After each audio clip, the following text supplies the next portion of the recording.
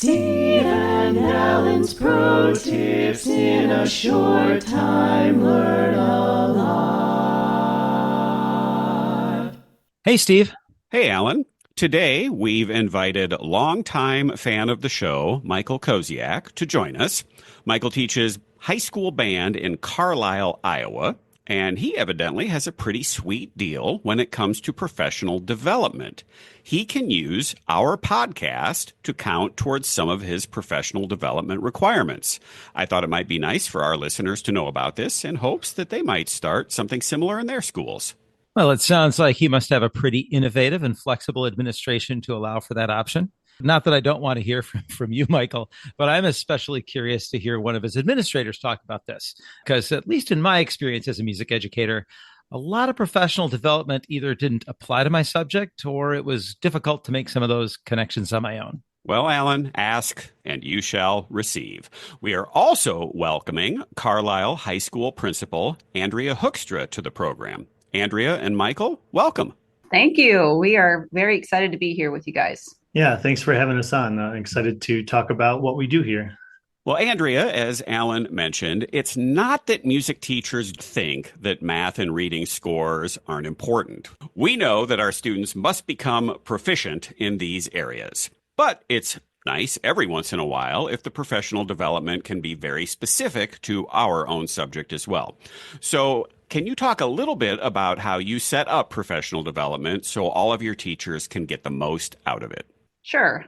Just to give you a little bit of my background. So being a principal, I actually come from a background where I've been a former English teacher, but then I've also been a former business teacher as well. And I've always been in a high school setting. And so I understand pretty clearly what it feels like when you're in an area or a content area where maybe there are times where it's hard to make some of the connections. Certainly felt that in the elective area.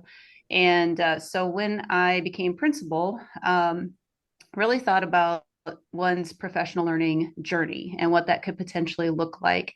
And wanted to explore the idea of just providing some genius professional development where basically one is able to just kind of pick that pathway of learning that's meaningful to one's instructional practice, certainly still making connections to whatever our school improvement goals are or district goals. So it just kind of goes hand in hand, but really taking an approach of dividing our professional learning into learning cycles and providing teachers with an opportunity to pick that pathway through what is called Genius PD. And it really can look a lot of different ways for teachers that they are able to kind of hone in on some instructional practice, as well as tying that to student learning and having that impact on that.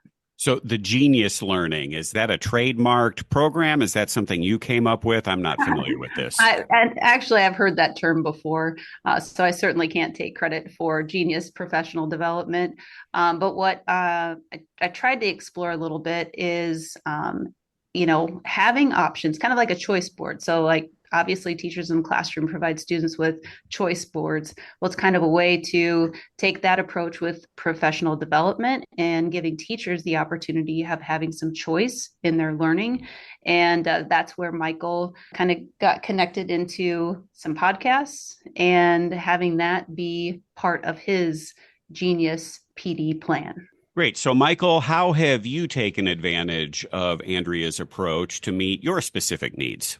So I used the different topics and different people and guests that you had with us, and not just the band specific ones, but I really appreciated how you guys bring in other music educators, other administrators, and incorporate what they have talked about and they do with your topics into either my classroom or kind of what we're working on with our school improvement plan or just our individual teacher development plans that we have every year. And so what I would do is I'd kind of take the time that Andrea set for us. I'd listen to a chunk of yours, or if I can get through a whole one within the time, and kind of go through it like I would at, like the IBA conference where you go through and you're taking notes and you're trying to see how you would implement those things in your classroom. And then we would have a follow-up a couple weeks after that as we go through the cycle and see how those podcasts or the things that we're getting out of that are being implemented into our classroom. So it's not just, you go out and do your thing and there's no follow up after that. We're being very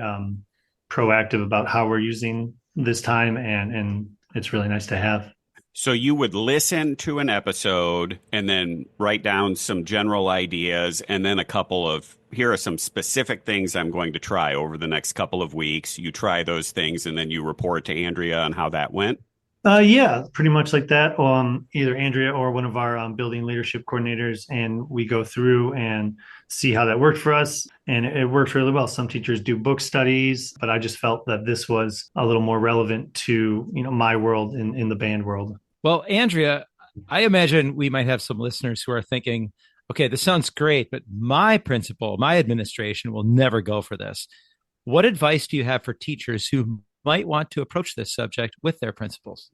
Well, I guess my hope would be that within a school district or within a building, that there'd be an opportunity for teachers to give input and have some suggestions or be able to provide some ideas that help feed the professional development, because certainly professional development in a building really should be kind of hand in hand with teachers, in mind. And that would be my hope, is that they would feel like they'd be able to go, maybe it's to their collaborative team leader, or maybe it's an instructional coach in the building, someone who potentially serves on just that instructional leadership team, to be able to provide an idea like this. This doesn't happen every time we have professional development, but being able to provide pockets of this time has been very beneficial to teachers, and it can look a lot of different ways. Podcast PD is just one of Genius PD ideas. We've had teachers involved in like cross-curricular projects. We've had teachers